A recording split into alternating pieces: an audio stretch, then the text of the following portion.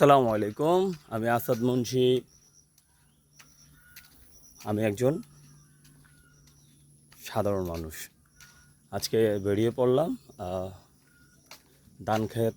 আজকে কাজের লোক কাটবে, ধান মাড়াই করব। কাটা অলরেডি শেষ, কাজের লোক শেষ করতেছে আর একটু।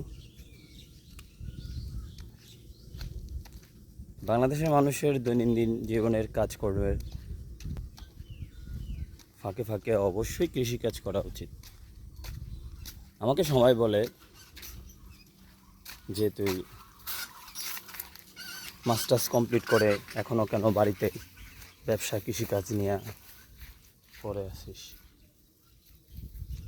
আমি বলি, ভাই, সবাই যদি চাকরি করে, কৃষিকাজ যদি নাই করে মানুষ, তাহলে তো মানুষ না খেয়ে মরবে।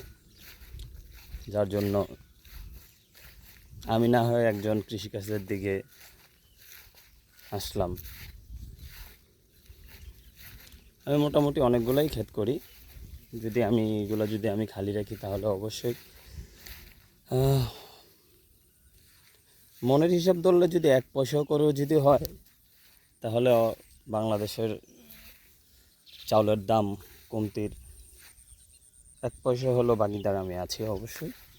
আর আমার মতো যদি সবাই চাকরিতে চলে যায় বা কৃষিকাজ না করে, তাহলে তো অবশ্যই ধানের দাম, চালের দাম বাড়বে। যার জন্য ধান কাটা প্রায় শেষ। তাদেরকে বাসায় এখন নিয়ে যাব খাবারের জন্য।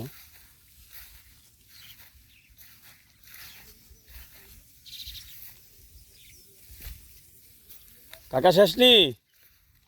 হ্যাঁ, ঠিক আছে, শেষ করো, খাইতে যাইতে হইব।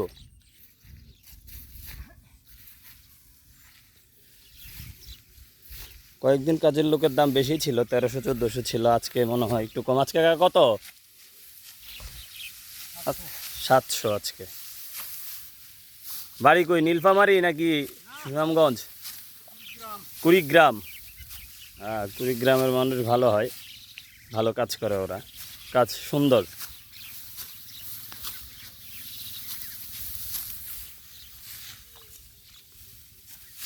সবাই ভালো থাকবেন, সুস্থ থাকবেন। আসসালামু আলাইকুম। নেক্সট ব্লগে অবশ্যই দেখা হবে।